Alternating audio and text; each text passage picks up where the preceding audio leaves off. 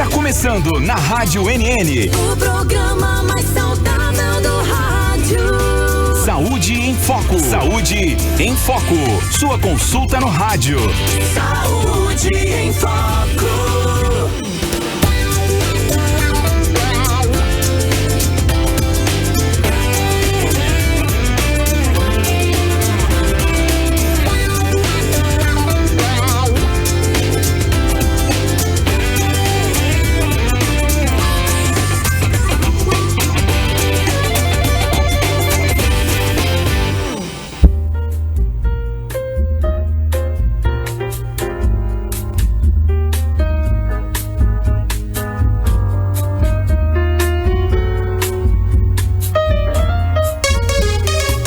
Vamos lá, boa tarde, anota aí 13 horas em ponto, 1 em ponto, sextou, dia de... Boa tarde! Boa tarde sim, hoje é sexta-feira, você sabe, sexta-feira tudo pode acontecer, inclusive nada, né? Mas hoje é dia 9 de maio, e aí, sexta-feira, se prepare, eu recebo aqui com muita satisfação, depois de... Eu não sei se ele estava lá no conclave, eu sei que ele voltou depois de 3 meses, depois de ter votado lá, ter eleito, né? Aliás, eu tinha falado ontem no Saúde em Foco, né? Que já havia a escolha do Papa, mas a gente terminou o programa e não conseguiu dizer o nome do eleito, que é o Papa Leão XIV. E aí, só fomos saber mais ou menos 1 hora depois, o mundo inteiro ficou querendo saber, né? Quem era o novo Papa. Então, mais uma vez, aí, parabéns aos meus irmãos católicos pela escolha do seu representante. E aí, um Papa mais novo, se projeta até um papado mais longo, né? 69 anos. Então, se Deus quiser, ele vai ter um longo caminho a percorrer aí. Mais uma vez, meu grande abraço aí, meus irmãos da Igreja Católica Apostólica Romana. Bom, eu tô aqui com o doutor Aquiles Lima. Eu não sei, ele vai dizer se estava lá na Praça São Pedro, se deu tempo de chegar em tempo aqui, né? De passar tanto tempo sem vir aqui. E estou também aqui com a doutora Guacira Almeida. Depois eu vou perguntar a ela qual é a origem desse nome, para mim é indígena, né? Mas acertei, tá vendo? Ela é neurointensivista e o assunto, gente, doença carotídea. E aí você vai perguntar, o que é isso, Peps? Eu também não sei, né? Por isso que temos especialistas aqui para a gente falar sobre isso. Doutores, boa tarde, seja bem-vinda, principalmente a doutora aqui, que já é a primeira vez. O Aquiles já é sócio majoritário aqui do Saúde em Foco. Tem levado umas faltas, né? Mas a gente sabe, ele colocou a culpa em você, viu? Disse que você no final de semana pega ele aí. Vai falar. Chega aí e vem pra cá e operar o povo e vamos... Né? É brincadeira, eu tô brincando, doutora. Boa tarde, seja bem-vinda. Boa tarde, prazer é meu. Viu? Aquiles Lima, boa tarde. Boa tarde, André. Boa tarde, ouvintes do nosso programa e quem acompanha também pelo NN Play. Mais uma vez, tive no conclave, tive. Não consegui votar porque não deixaram, mas... Porque você não é um cardeal. Até eu tentei, mas não me permitiram, não. Tá certo. Eu concordei com a escolha, mas tá valendo. Tive que voltar, porque eu disse que não podia mais passar tempo lá, que tinha um programa hoje. Tem um programa hoje. Você viu, doutor, que ele disse nosso programa. Nossa. Você tá entendendo aí? Entendi. Então, quando eu tirar férias, eu já passo o bastão e digo, vai que é tua, Tafarel. Tá vendo aí? Não diga, né? Doutor, a origem do nome é indígena mesmo? É indígena mesmo. Bacana, então. Meu pai era um grande admirador. Certo, bacana. O Brasil é um país muito rico, inclusive de indígenas, que aliás deviam ser mais respeitados, né? Principalmente nos seus habitats, né? Uhum. A gente invade muito a praia dos caras lá. E um dia desses descobriram uma aldeia no norte do país que não tinha contato com a gente. E ainda tentaram, não tente não, bicho, deixa os caras lá. Sossegado, todo mundo nu, vivendo bacana, sem depressão, sem saber da cotação do dólar, do preço do café, do azeite de oliva, sem saber do rombo do INSS, né? Tá todo mundo, deixa os caras lá, né? Onde não há lei, não há transgressão. Melhor. Não tem esse tipo de informação, também não chega às maracutaias que chegam lá. Exatamente. Melhor assim. Eu separei aqui algumas perguntas para vocês juntos. Boa. E depois eu preparei uma para o cirurgião vascular e uma para o neurointensivista. Então, o que é a doença das carótidas e por que ela representa um risco tão alto para a saúde cerebral? Então, vamos começar com por que esse tema. Eu achei interessante para a gente, como sempre, o objetivo do nosso programa é sempre trazer informação para todos. Aqui não é o objetivo, Saúde em Foco, ele abrange tanta gente que acompanha esse programa, que não é o nosso objetivo fazer uma reunião científica com pessoas catedráticas do conhecimento. O nosso objetivo é levar a informação o mais clara possível para que as pessoas tenham acesso a ela e possam entender aquele tipo de doença e possam procurar os profissionais, seja para prevenção, seja para tratamento, seja para continuidade do tratamento e acompanhamento também. Então, carótidas são 2 vasos, 2 artérias que levam o sangue do coração até o cérebro. Na verdade, não existem só elas 2, mas existem mais 2 que chamam de artérias vertebrais, que também levam o sangue do coração, quando ele bombeia, até o cérebro, fazendo com que a gente mantenha o nosso corpo em funcionamento. Nossos pensamentos, falar, andar, gritar, cantar, apresentar o programa. Então, essas carótidas, que são 2 artérias que se localizam na parte da frente, na parte mais lateral do pescoço, anterior do pescoço, e elas levam o sangue que o coração bombeia até o cérebro. O que a gente chama de doença carotídea? Doença carotídea é quando, a maioria das vezes, há um acúmulo de gordura.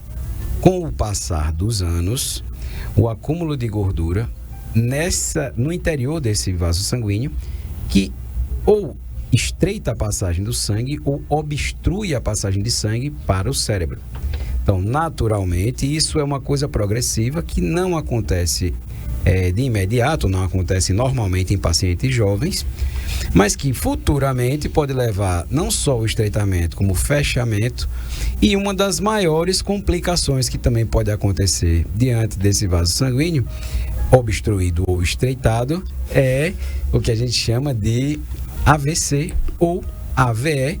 E também existe uma entidade clínica que a gente pode chamar também de AIT, que é o ataque isquêmico transitório, que pode fazer com que o paciente tenha sintomas temporários, em torno de 24 horas mais ou menos, com regressão total daquele sintoma. Então, a doença carotídea é o estreitamento ou obstrução desse vaso sanguíneo que leva sangue para o cérebro, que pode fazer com que o paciente apresente sintomas como o AVC, por exemplo. Tá, eu mandei uma imagem aí, Marcão, para você colocar na tela. E aí o Marcão sempre está muito antenado para colocar na tela aquilo que a gente está falando aqui, doutora, né? E eu, como diz o professor Raimundo, eu queria ter um filho assim. Mata. Né? Tá certo. Ide. Doutora, quais são os principais fatores de risco para doenças dessa condição? É o seguinte... Para o desenvolvimento, né, dessa condição. A doença carotídea, ela é baseada exatamente naquele tipo de doença, falando de uma forma mais comum, que é uma falta de regulação no metabolismo da gordura. E aí vai criar um depósito de gordura, né, dentro desses vasos que ele falou, que leva o sangue para dentro.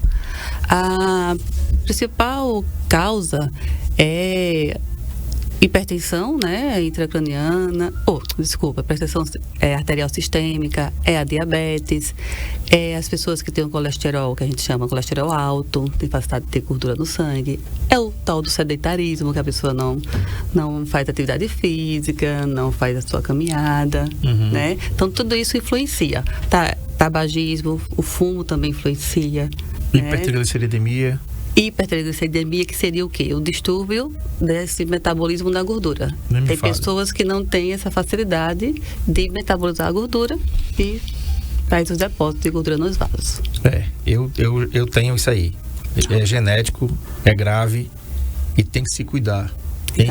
Tem que estar sempre fazendo os seus exames, colocando eles em dia. O profissional tem que estar regulando o seu medicamento ali.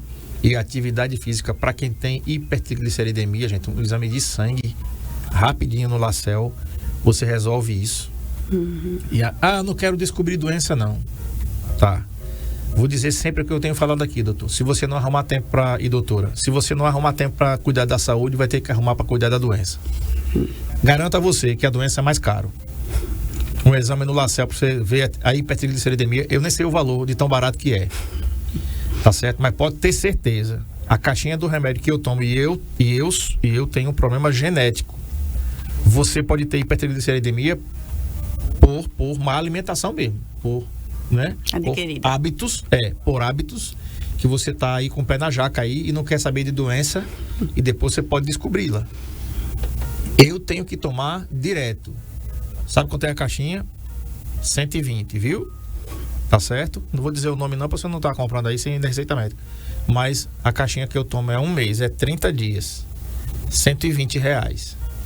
Então, se liga. Doutora e doutor, é possível que o paciente tenha estenose, ou seja, o estreitamento das carótidas e não sinta nenhum sintoma? E como isso impacta o diagnóstico? Então, André, uma das coisas que leva o paciente, às vezes, a se enganar é o fato de ele apresentar os fatores de risco que a Guacira comentou e, por exemplo, a partir dos 40, 45, na verdade 45 anos acima, pelo fato de não sentir nada, não procurar saber se tem ou não tem. A mesma expressão que eu vou puxar, a expressão que você usou, que foi a de não vou procurar doença. Então, se eu não estou sentindo, eu não procuro.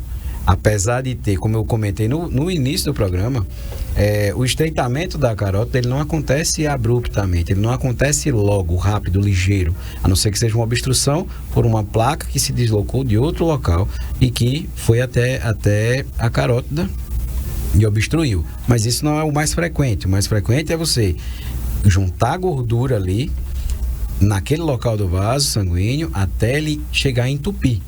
Então, o paciente pode não ter sintoma, mesmo com a carótida estreitada o suficiente, pois eu vou comentar com relação à parte de percentual de estreitamento, mas o paciente pode ter um estreitamento, podemos dizer, 50% de gordura na artéria carótida e não sentir nada. Mas um paciente desse, ele tem um risco aumentado para ter um AIT, por exemplo, um acidente isquêmico transitório que eu falei, com sintomas que podem durar até 24 horas, e se confundir com outra causa, pode. Sim. De repente o paciente tem esse risco, apresentou aquele sintoma e ele imaginou que foi por algum outro motivo. E não procurou o médico, porque em 24 horas ele voltou para o normal, então já que eu estou normal, não preciso procurar o médico. Então, o risco disso acontece, André, muito. Então, é possível, sim, acontecer um estreitamento na carótida. É possível, sim, ter um risco aumentado para ter um acidente isquêmico transitório ou um AVC, mesmo com o paciente sem sentir nada naquele momento. Então, ele não sente aquilo, não sente ali naquele momento, mas dependendo do tipo de placa que esteja ali, ou seja, se a placa tiver de forma irregular na carótida e por conta de uma pressão alta, como a Guacira falou aqui no começo, a hipertensão arterial, sedentarismo, aumentou a pressão e deslocou ou quebrou um pedacinho dessa placa de gordura, ela pode subir e até lá o cérebro e entupir aquela passagem de sangue para aquela área do cérebro. Pode ser uma área de fala, pode ser uma área de movimento, de audição. Exatamente. Então isso pode acontecer, pode. O paciente pode ter risco sem ter sintoma, sem sentir nada, e o risco está ali, esperando só a oportunidade para causar um dano maior. Um dano maior, exatamente. Quero mandar um abraço aqui para a doutora Ana Paula Salles. Ela já estou por aqui, viu? Satisfação rever esse amigo André Pepes. Obrigado, doutora Ana. Ano que vem, né? Tá por aqui presente. A doutora Ana vai estar ano que vem aí. Bota mola, viu? O dono da casa da bola botou mola e ficou rico. Doutora, eu vou colocar uma imagem, aquela última imagem, Marcão, que eu te mandei, por favor. Aquela que tem umas 4. Não, tem quatro veias. Né? Isso que o doutor Aquiles falou, doutora, é que as carótidas, elas não vão, entre aspas, entupir de uma hora para outra. Pronto, isso me veio aqui na cabeça, um negócio bem doméstico. Você que está em casa, a gente sempre gosta de falar uma coisa que o povo vai entender. Você que tem esposa que tem um cabelo grande em casa, E a doutora tem o cabelo grande, bicho. Você agora. Que coisa, né? Agora eu entrei numa saia justa. Agora você vai ganhar. E aí, o que é que acontece? Vez por outra, Dona Valéria, né? Você, né? Sim. Assim, amor, olha, quando chama de amor, porque já quer pedir alguma coisa. Ou já quer mandar. Tá aí, ó. Tá aí. Não tira não, Marcão. Por gentileza, segura aí. É que acontece, olha, vai lá no negócio do banheiro lá que entupiu. E eu vou pegar, sabe o que é? Cabelo. Só que esse evento não acontece da noite para o dia, né? Vai, ao longo do tempo, vai caindo o cabelo, o que é natural, a doutora Larissa Fonseca já explicou aqui, e vai caindo, e vai pro ralo, vai caindo e vai pro ralo, vai caindo e vai pro ralo. Chega uma hora que realmente já passou tanto tempo, isso leva meses, viu, gente, para acontecer esse negócio aí. Mas quando acontece, você tira aqueles bolos de gordura de produto e de cabelo, do ralo do banheiro, daquela segunda passagem que tem lá. Então, a minha pergunta é essa, doutora. Tá aí na tela, ó. A primeira não tem nada, né? A segunda já tem... Ali, já é um estente ali, né? Isso. Sim. Ali já é um estente. Eu tô ficando bom nesse negócio. A primeira já tem um estente. A segunda, que é a azulzinha, já colocou ali para fazer um cateterismo. A terceira, pode perceber, ó, né? Porque na realidade eu comecei de trás para frente. A gente tem que começar da esquerda para a direita. Você tá vendo ali, né? Vamos começar ali da esquerda para a direita. O Marcão pode continuar aí. Né? Que ali aquela parte amarela é gordura. Isso. E lá no pescoço da mulher você tá vendo que tá tudo livre. Tá livre. E ela não começou assim. Mas ela começou, foi estreitando. Doutora, minha analogia com o negócio de cabelo é o mesmo. Pode acontecer isso ao longo do tempo. Por isso que o paciente não percebe nada na hora. Exatamente. Parabéns pela analogia. Mas a gente Desculpa aí o cabelo. Não, tudo bem.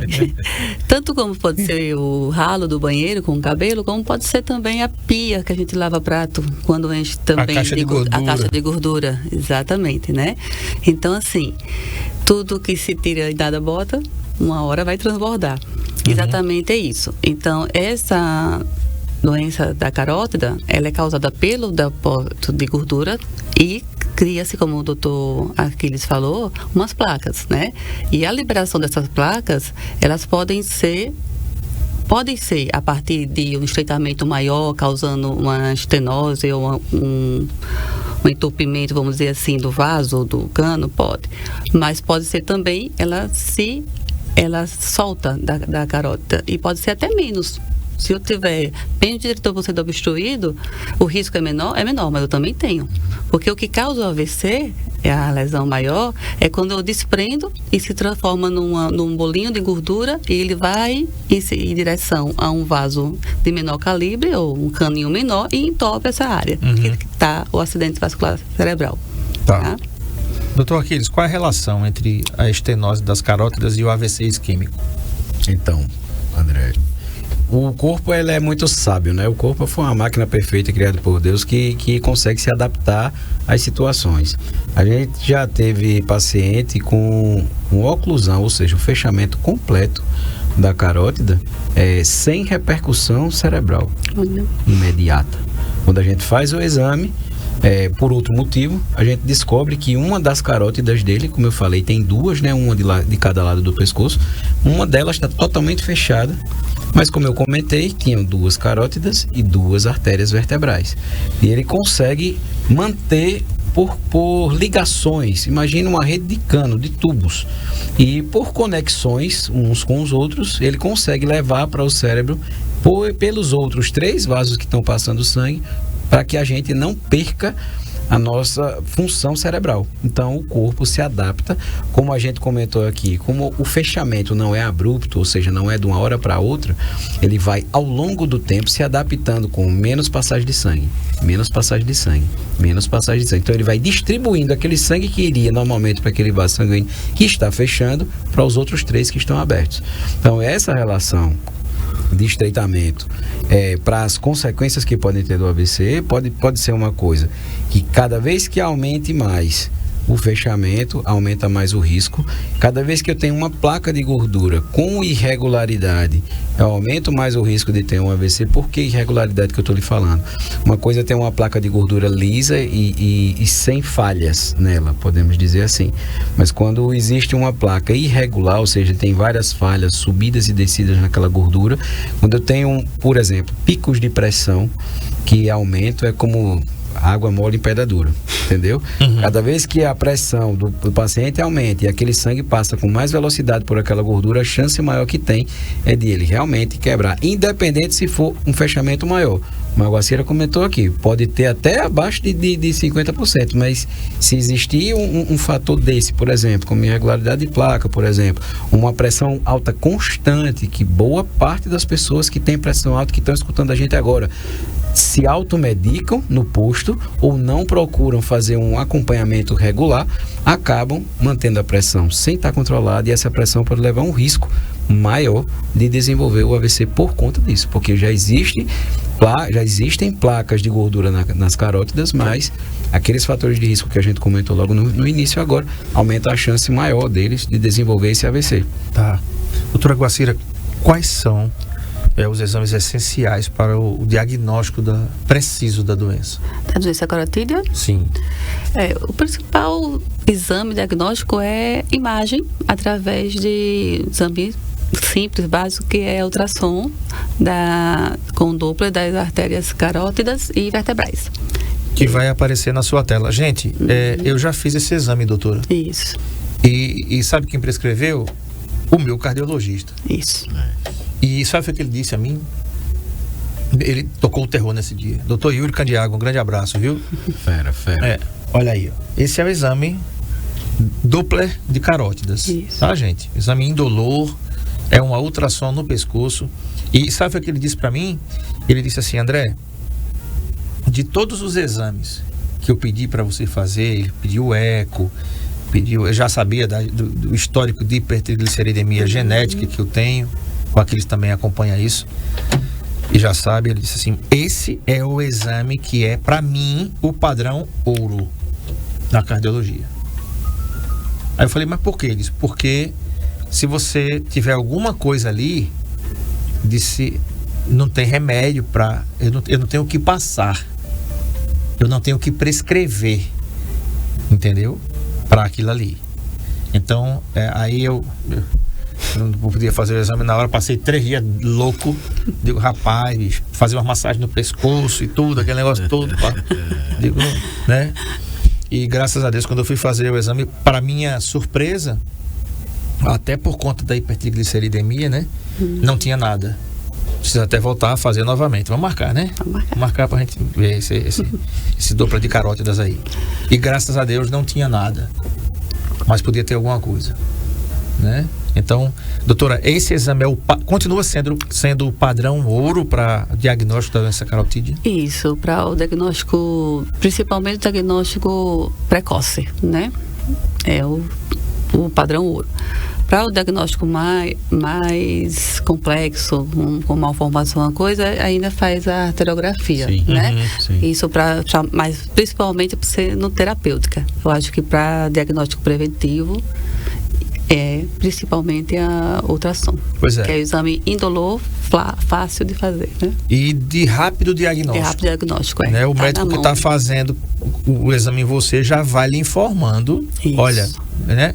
Tá aqui, precisa de atenção, procure o seu especialista, ou a própria médica que vai fazer o exame já pode lhe atender, lhe prescrever o que você precisa. Só complementando, e o que é interessante nesse exame é que você tanto avalia a presença ou não de placa, como o risco de desenvolver a placa. Então, assim, ele faz o seu acompanhamento também. Às vezes você está lisinho, está sem placa, mas você tem uma camada íntima do vaso aumentada, e isso predispõe a você desenvolver a placa. Então, já fala a favor para você fazer as prevenções e as precauções em relação à sua comorbidade. Se é hipertensão, se é sedentarismo, se é diabetes. Perfeito. Tá? Perfeito. Vamos fazer o seguinte, vamos tomar mais água aqui. Não. Vamos para o intervalo. Na volta tem algumas perguntas ainda para continuar lhe fazendo aqui, tá? Você pode colocar suas dúvidas ao vivo aqui pelo nosso chat no NN Play. Entra aí no YouTube, estamos ao vivo aqui. Ou então no nosso WhatsApp 99639-8389. Intervalo, a gente volta já.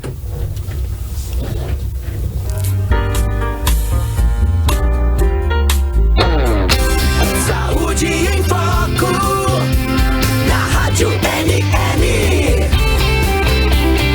com André Pepe.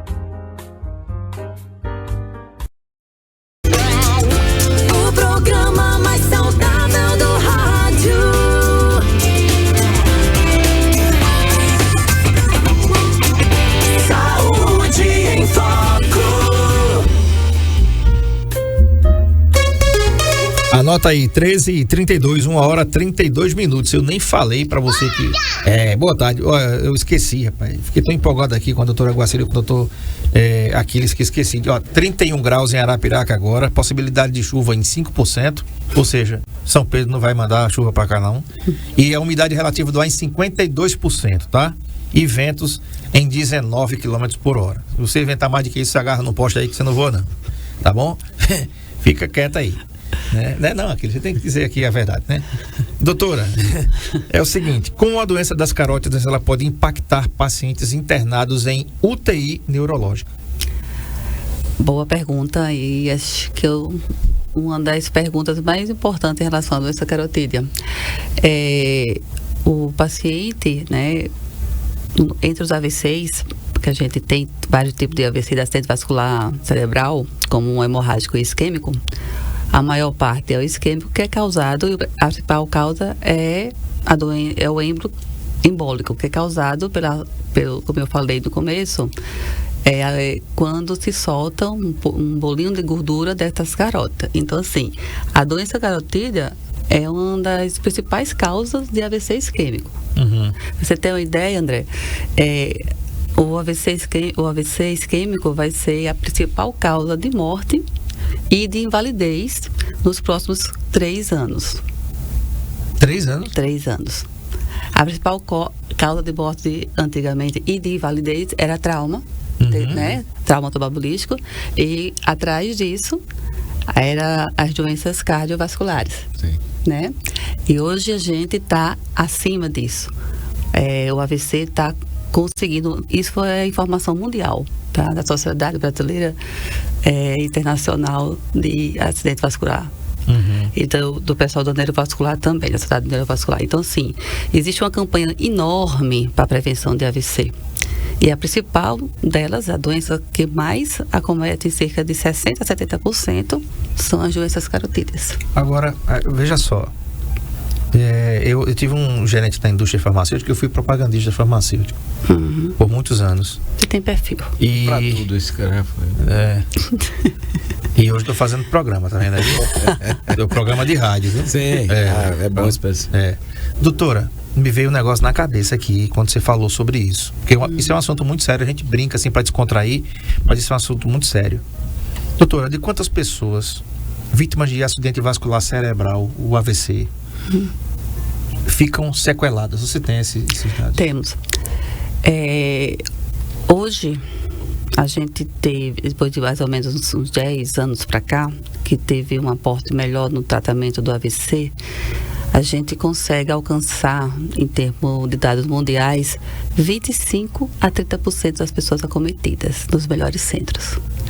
Nos piores centros, como aqui no Brasil, que a gente tem aí uma demanda enorme, a gente consegue atingir com pacientes que não tenham sequela, que fiquem sem sequela, 15%. Então aí é mais de 80 pessoas que são acometidas por essa doença que ficam sequeladas. Ou seja, de 10, 8 no mínimo. Caramba. Não chega a tempo do tratamento, não consegue fazer o tratamento adequado, nem o acompanhamento. Né? É muita coisa. E isso é uma realidade atual, né? Antes era muito mais, né? E uma coisa que está acontecendo, que ninguém está se alertando, é que a idade de risco não é mais do avô idoso que já está cansado, com pressão alta, não. A gente tem AVC hoje em criança de 16, 17 anos. Tem AVC hoje, a média maior que a gente tem lá é 40 anos, a nossa média. Não é mais 60, 70. Então, cada vez mais cedo. E uma coisa também, doutora, que um exame que você deve, eu acredito que você pode me dizer se faz também, que esse exame também é muito importante. Uma vez, o doutor Aliomar Lins, um grande abraço, também cardiologista, doutor Aliomar Lins, foi o primeiro convidado aqui do Saúde em Foco há 12 anos atrás. Ele disse: André, existe um exame, muito bem, Marcão, muito obrigado aí pelas imagens. Existe um exame, André, que você vai medir a idade dos vasos sanguíneos. E você pode ter 53 de idade e ter o vaso de 30. E você pode ter 30 e ter vasos com a idade de 60. Entendeu? Isso. Ele disse, então, por isso que é importante você verificar a idade dos vasos sanguíneos. Isso. É praticamente o que a gente faz no ultrassom de Doppler de carótida, né, e de vertebrais. Quando a gente avalia a presença ou não de placa e o risco, quando você não tem placa, do espessamento da parede do vaso. Existe uma medida que a gente faz da camada íntima, que aí a gente vai ver regularidade da parede do vaso e espessura. E isso, existe uma tabela com percentil e com, assim, nível científico muito alto, comprovando o risco de você ter em tanto tempo, tantos anos, um AVC ou uma formação de placa ou um risco maior. Doutora, há protocolos preventivos dentro da terapia intensiva para pacientes com risco de eventos cerebrovasculares? Os protocolos geralmente acontecem na parte preventiva antes de chegar na terapia intensiva. A terapia intensiva ela é mais curativa, André. Quando chega lá, a gente está resolvendo a causa que não foi resolvida ainda na medicina preventiva, que é a medicina do ambulatório, que é a medicina da educação em saúde básica, onde você tem, né? A terapia intensiva vai curar o quê? O êmbolo que chegou lá entupido no vaso e o paciente está com AVC, a gente vai tratar com a medicação para destampar aquele trombo ali e a gente conseguir ter uma repercussão melhor do fluxo e diminuir o risco de sequela. Às vezes até zerar. Perfeito. Aquiles, em que casos a cirurgia de endarterectomia ou angioplastia com estente ela é indicada? Boa. Então, André, como a gente comentou logo no começo que poderia ter essa obstrução gradativa, né? Começava pouquinho e vai aumentando até conseguir fechar de repente e fechar como a gente viu ali na imagem. Fechar a artéria totalmente. Mas a gente, normalmente, a questão da literatura é sempre indicar procedimento cirúrgico a partir de 70% acima de obstrução. E mesmo assim, rastrear isso antes, se o paciente teve algum sinal de alerta, por exemplo, entendeu? O paciente que acordou ou de repente apresentou um desvio da comissura labial, desvio do lábio, da boca, do canto da boca, desviada para falar, dificuldade para falar, mesmo que seja transitória, né? Ele ficou à tarde assim, à noite melhorou, no outro dia está melhor, ou por exemplo, ficou confuso, não está reconhecendo as pessoas de casa, não sabe onde está, ficou desequilibrado, não está conseguindo, passou o dia assim sem conseguir andar sozinho, tem que estar se segurando nos cantos, perdeu força, por exemplo, está em casa cozinhando ou mexendo em alguma coisa no trabalho diário e de repente uma mão só e uma perna só fica sem aquela força, a outra está normal e a outra está sem força direito. Então assim, está indicado cirurgia mesmo, seja endarterectomia ou endarterectomia, gente, deixa eu explicar. A placa de gordura a gente chama de a placa de ateroma e a endarterectomia é a retirada da placa que está interna da carótida, a placa de gordura. A gente faz uma cirurgia aberta mesmo, tem corte no pescoço e a gente abre a artéria, tira aquela placa de gordura e coloca geralmente um remendo, que a gente chama de PET, mas coloca um remendo naquele local para não estreitar a passagem do sangue naquele local. Geralmente, para você ter uma ideia, a pressão é tão grande desse vaso que a gente pega um pedaço de pericárdio de boi para poder a gente costurar junto daquele retalho. Imagina um retalho de pano mesmo. Você que está escutando a gente, imagine colocar um retalho no pano.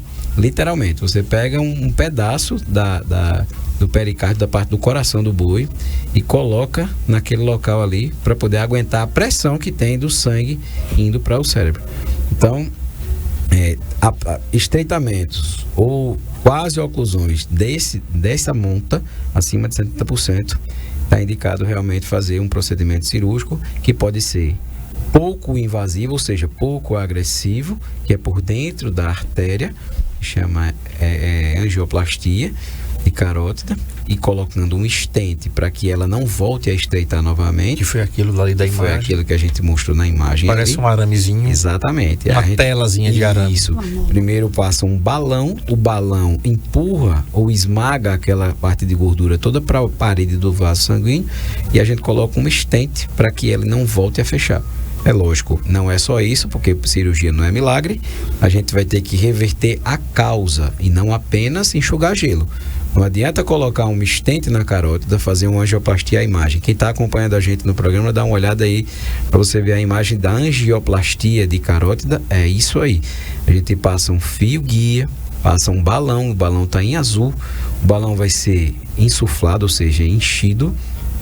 E aí ele vai esmagar a placa de gordura para que ela deixe de ser espessa ou grossa e fique fininha, espremida na parede do vaso sanguíneo. Aí a gente coloca o stent, que é praticamente um canudo, um tubo de material de aço, geralmente é aço, é uma liga metálica, aço mais nitinol, e aí ele abre e não fecha mais, deixa o vaso aberto para que o sangue possa fluir naturalmente. Não dá para fazer isso e o paciente voltar a fazer o que fazia antes, manter o nível de colesterol, manter o sedentarismo, manter a obesidade, manter o tabagismo, manter o diabetes. A vida vai ter que mudar. Então, isso aí é um tratamento, e o tratamento não se destina apenas à cirurgia, mas sim ao acompanhamento. Então, indica-se a cirurgia nesses casos de estreitamento acima de 70%, mas não apenas a cirurgia mais mudança de hábito, mais acompanhamento. Uhum. Pois é, a medicina é um negócio fantástico, né, gente? Você falando aí, doutor, eu estava pensando aqui, como é que vai dar um corte? Precisa entrar no vaso. Eu não quero nem pensar, entendeu? Porque vai ter um clamp ali, né? Vai É verdade. né? Como é que segura o sangue? Eu não sei. Você que está em casa aí deve estar perguntando a mesma coisa. É melhor você não descobrir não também. Doutor, quais são os riscos e benefícios dessas intervenções? Então, porque o paciente pode estar assim, rapaz, se eu tiver um negócio desse, tem que fazer uma cirurgia dessa, o cara vai dar um corte no meu pescoço. André, o que é importante o Brasil, infelizmente, trabalha de forma curativa, né? A gente ainda não tem essa tradição de trabalhar de forma preventiva. Uhum. Como a Guacira falou aqui, quando chega no CTI, a gente já está na ponta. A gente já está pegando o leite derramado. A gente tem que trabalhar antes de pegar, quando a gente vai pegar a vasilha ainda. Porque se a gente não chegar no leite derramado, a gente vai ter menos gente sendo sequelada. Menos gente continuando suas atividades, trabalhando, tendo sua família em casa, sem precisar ficar sem mexer, sem andar, sem falar e às vezes inutilizado, dependendo de tudo e de todos para tudo.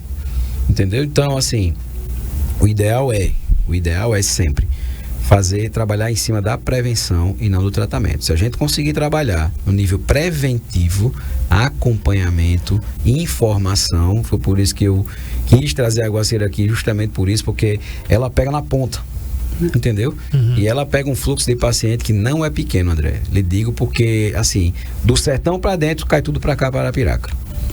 E muito, graças a Deus, assim, tem ela aqui, né? Tem ela aqui, tem a equipe dela aqui, tem a intervenção da equipe aqui, que já, graças a Deus, conseguiram tirar pessoas de sequelas que seriam, assim, extremamente graves, e uma pessoa voltar realmente a manter todas as funções do seu cérebro, graças a Deus. Doutor, o pós-operatório, como é desses pacientes e o acompanhamento?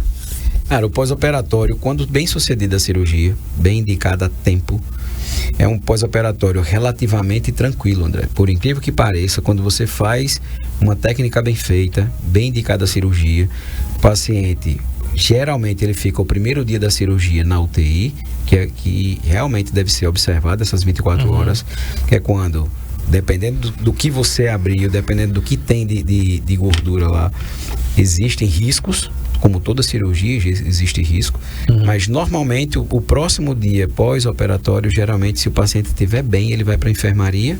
A partir desse segundo dia, ele tem condição de ir de alta para casa. Entendeu? Então, o pós-operatório, ele é feito geralmente no primeiro dia na UTI, segundo dia na enfermaria.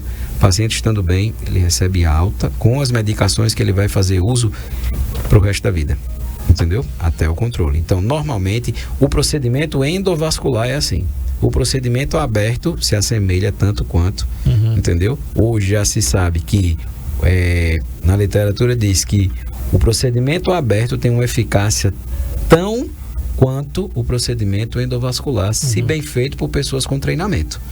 Entendeu? Se for um procedimento, uma endarterectomia bem feita, bem realizada, com técnica boa, e aí correndo tudo bem, o procedimento endovascular é tão bom quanto o procedimento aberto, desde que seja bem feito, tá certo? Então o procedimento tem chance de estar tudo certo, tem chance de não ficar sequela no paciente e ele se livrar disso aí. E olha, gente, eu tava olhando aqui, eu não sou muito adepto a tocar o terror. Quem me conhece sabe, até porque eu acho que a medicina ela não existe para isso, né? Claro. E a gente sempre aprendeu aqui que é melhor prevenir do que remediar. Mas as sequelas mais comuns do acidente vascular cerebral. Se você deve conhecer alguém, ou infelizmente até ter alguém na família que passou por isso. Espero que tenha passado e se dado bem, ou seja, ficou sem nenhuma sequela. As sequelas mais comuns do AVC: deficiências motoras, como hemiparesia, que é a fraqueza de um dos lados do corpo. A pessoa tinha os movimentos normais, de repente o lado esquerdo ficou sem força, tá lá o braço parado, a pessoa não tem mais aquela força. Isso é hemiparesia. Hemiplegia, paralisia de um do lado do corpo. Não confunda a hemiparesia com hemiplegia. Hemiparesia é a fraqueza e a hemiplegia é a paralisia. O paciente não movimenta mais. Além disso, problemas na linguagem, que é a afasia, né? Dificuldades para engolir, que é a disfagia. Alterações na visão, problemas cognitivos, dificuldades para se locomover, dificuldades de memória e concentração. Isso aqui é um pacote de maldade que você pode evitar fazendo um ultrassom. Tá certo? Gente, a ultrassonografia é um dos exames mais baratos, sério, doutora, é um dos exames mais baratos que o brasileiro pode fazer e tem disponível. E olha o que isso pode evitar, né? Aí você enche a boca parecendo um rei. Eu não quero descobrir doença, não. Eu não vou fazer porque eu não quero descobrir doença. Eu tenho um amigo que disse uma cavalice dessa, desculpa aí a expressão. 10 anos depois ele estava com diabetes. E agora tem que tomar remédio pro resto da vida. Tá bom. Tomava um litro de Coca-Cola no almoço. Né? Eu tô fazendo contra-propaganda aqui do veneno.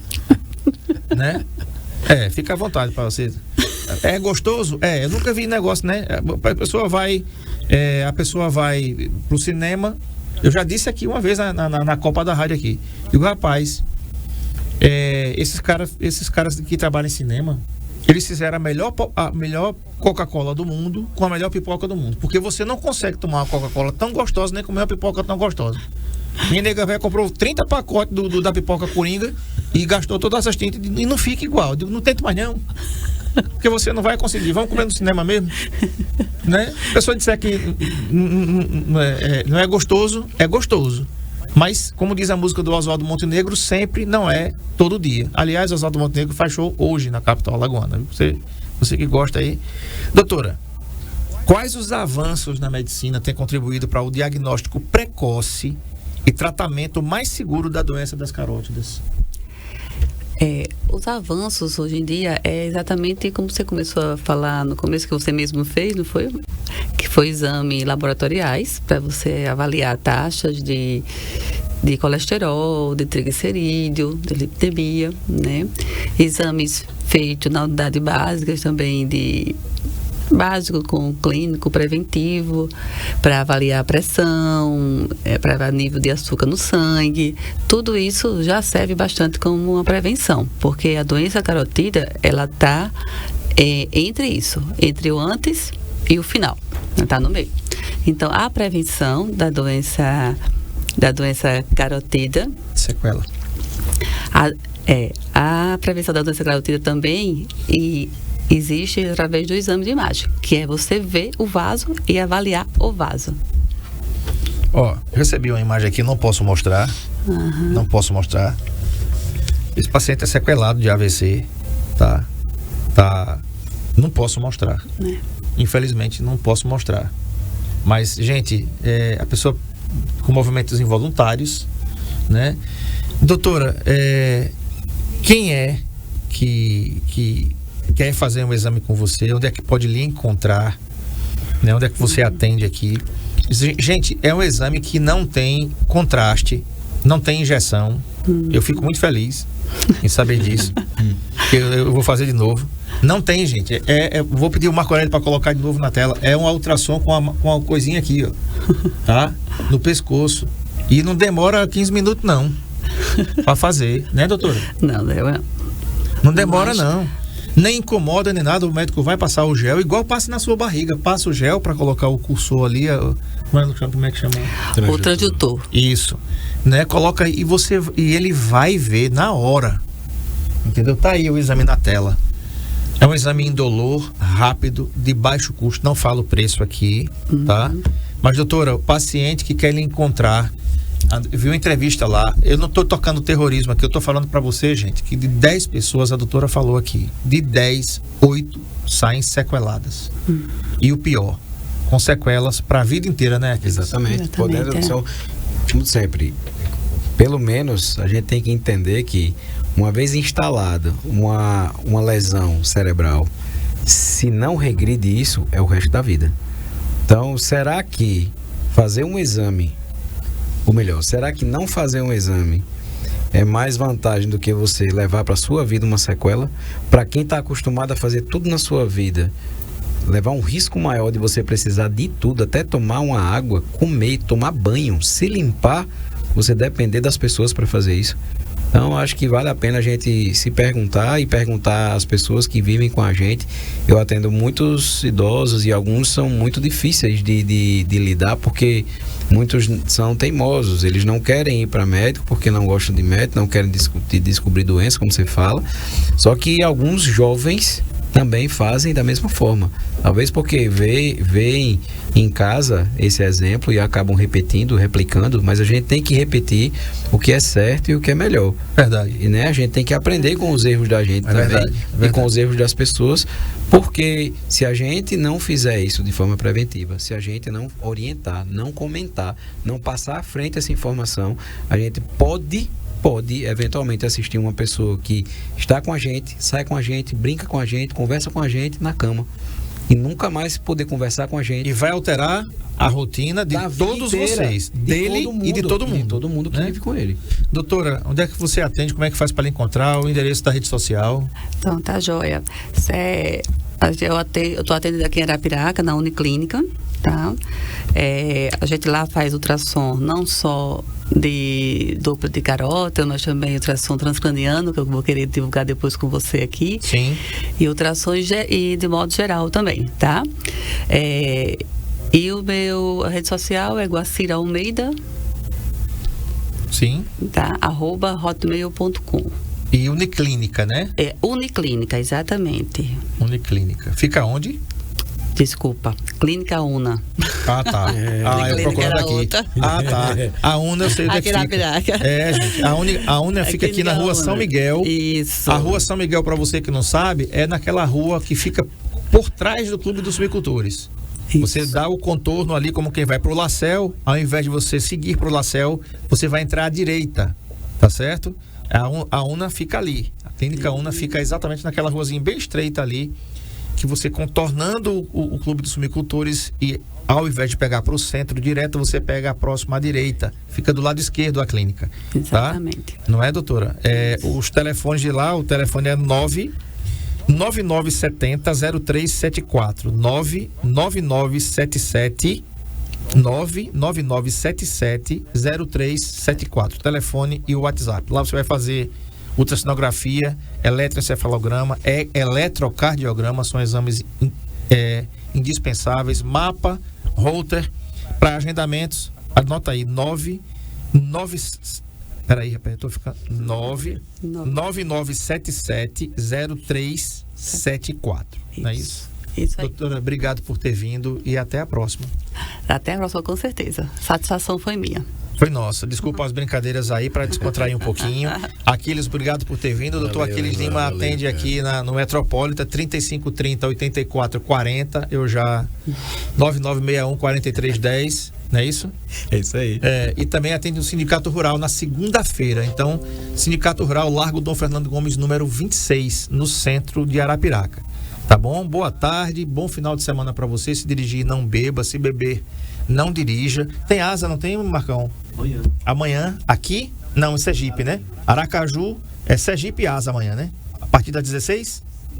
17 horas no NN Play. Você entra aí e vai assistir aqui com o melhor scratch do raio do Alagoano. Na segunda-feira eu vou receber o Eduardo Augusto Almeida, psicólogo, e o tema: os danos, algumas vezes irreversíveis, provocados por problemas relacionados aí a celebridades do mundo espiritual. Sequelas que você pode ter aí, os danos relacionados aí à usurpação da fé.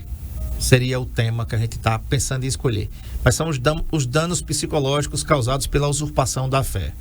Aquele pastor que não é pastor, aquele cara que, entendeu? Que devia ser, mas não é. Então, o padre que não é padre, enfim, né?